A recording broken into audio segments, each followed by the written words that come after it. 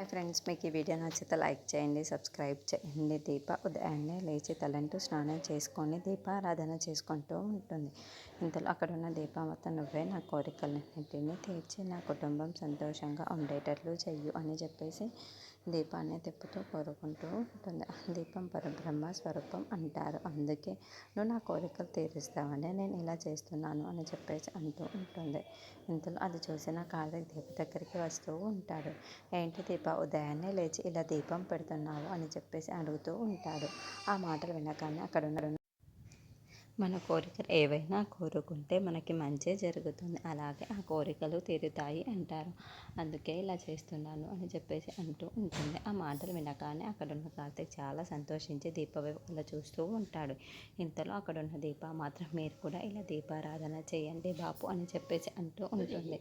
ఆ మాటలు వినగానే అక్కడున్న కార్తీక్ మాత్రం ఏంటి దండం పెట్టుకోవాలా అని చెప్పేసి అంటూ ఉంటాడు.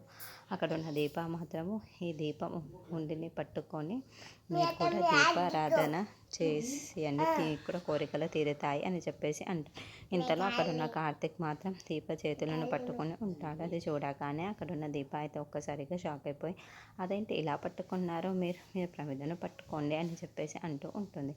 ఇంతలో అక్కడున్న కార్తీక్ మాత్రం నా భార్య ఏ కోరిక కోరుకున్నా సరే నిస్వార్థంగా కోరుకుంటూ అందుకే ఆ కోరిక తీర్చాలి అని నేను నీ చేతుల్ని ఇలా పట్టుకొని దీపాన్ని ఇస్తున్నాను అని చెప్పేసి అంటూ ఉంటాడు. ఆ మాటలు వినగానే అక్కడున్న దీప అయితే చాలా సంతోషిస్తూ ఉంటుంది. ఇంతలో ఇద్దరు కలిసి దీపారాధన చేస్తూ చాలా సంతోషంగా ఆ దేవుణ్ణి అయితే మొక్కుకుంటూ ఉంటారు. ఎలాగైనా సరే నా భార్య కోరికలు తీర్చు అని చెప్పేసి కార్తీక్ కోరుకుంటూ ఉంటాడు.